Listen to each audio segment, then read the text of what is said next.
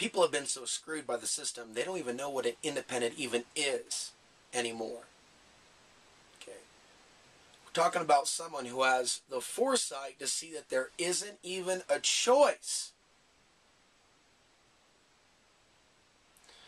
And it seems like there's a silent majority that needs to rise. To counter this propaganda, we can see how on a level the global elite has succeeded in dividing this country over Trump. And that's not an accident. So Trump has inherited the $20 trillion in debt, and then he goes and allocates $54 billion to the military industrial complex. Here's a question many people are asking: where are the jobs? What is the plan to deal with the homeless veterans on the street of America? And as we see a homeless population rising, we see a nation continuing to spend from the banker bailouts that upset so many to $54 billion to the military industrial complex. Now it's undisputed. The close-knit relationship between Netanyahu and Donald Trump.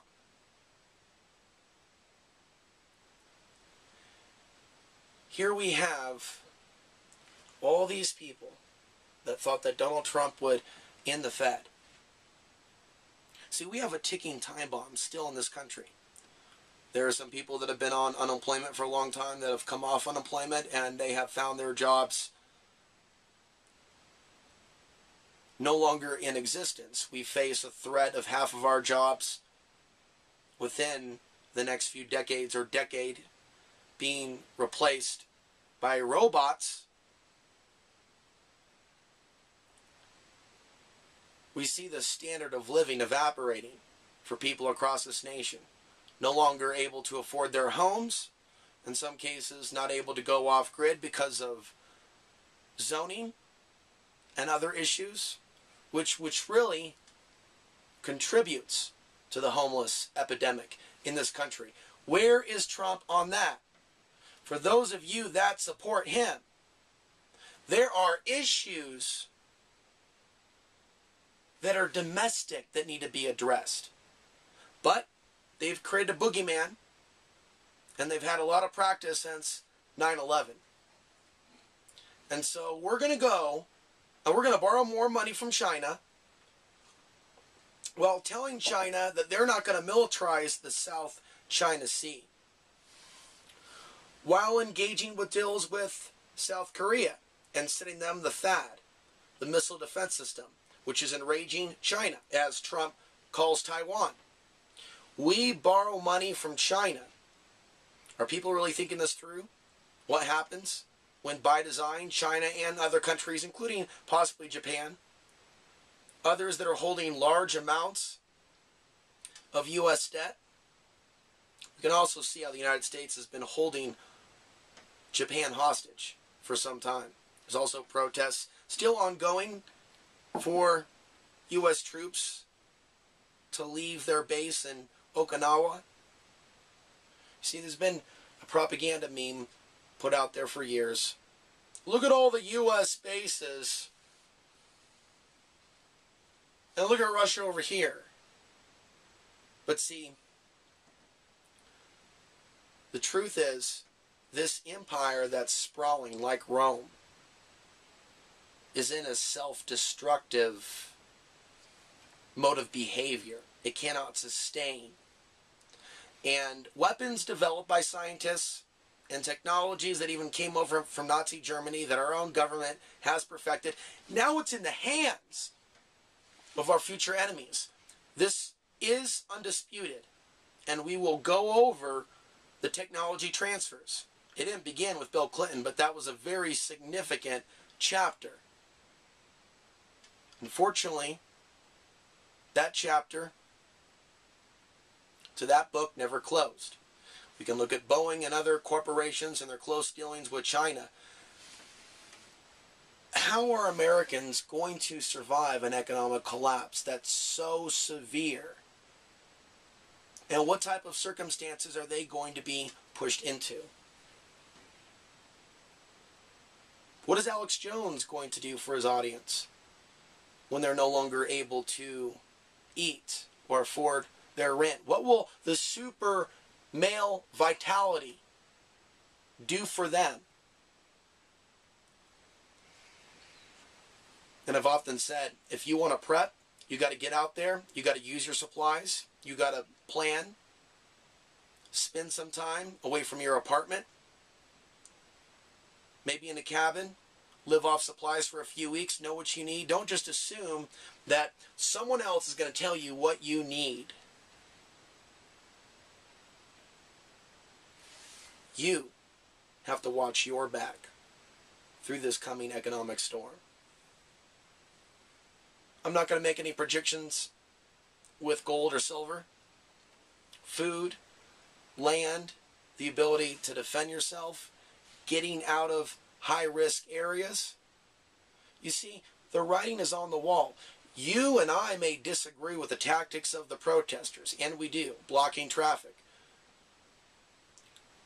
But some of you know, as I do, that some of these people are living in environments to where they're not living off the high hog, if you will, doing blow with Soros's check. You're dealing with an affordable housing issue. Okay, people being pushed on the brink. And now, with so many people on social media getting most of their news through that medium, which is manipulated based on your demographic, Facebook is running all types of psyops to keep us divided in this country, and I've documented it. And so you got all this psychological energy towards fighting each other. It's psychic warfare. This is advanced psychological warfare. And social media is a weapon. What I'm saying to you is, we can't be in denial. We got to see the wheels that are in motion. Okay? We better realize what's coming. Who has our back?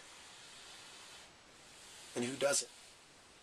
It's a really sad state to be, even if you support the president, to where you really think, just like the Obama supporters, that by osmosis, just by believing it, wishful thinking, believing that God sent this man, that he's going to fix everything. That's not how life is supposed to work. Okay. What about creating our own jobs? What about getting involved in local government? Even if you're happy with the political situation, are you involved locally? Are you trying to make America great again in your community? How can we be innovative? How can we move with the times without necessarily merging with technology? But there's many ways in which technology can empower the small business. While we have the internet, we should use it for the highest good. How can you use this medium and the information on it for the highest good? Because it's in your hands to make your world, your own personal economic situation, better than what it may be right now. With regards to the spending, are we prepared, are you prepared to deal with unexpected cuts to Social Security, food stamps, and a major economic collapse, checks from the government,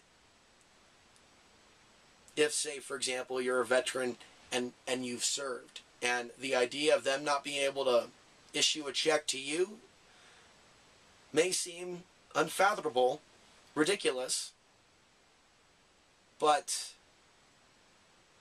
there's a reason for many decades.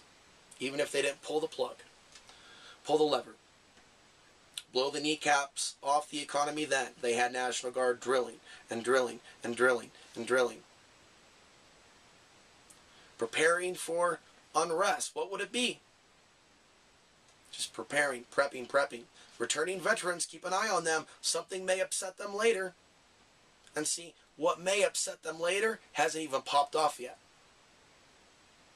Will there be an awakening on a greater level that we've been sold out at the highest levels,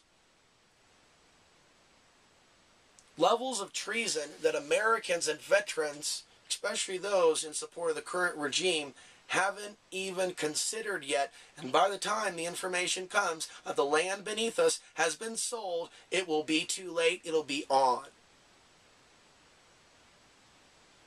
And they will use the surveillance grid as they see fit to gather whatever intelligence that they need. And so my advice to you in the next few years leading up to 2020,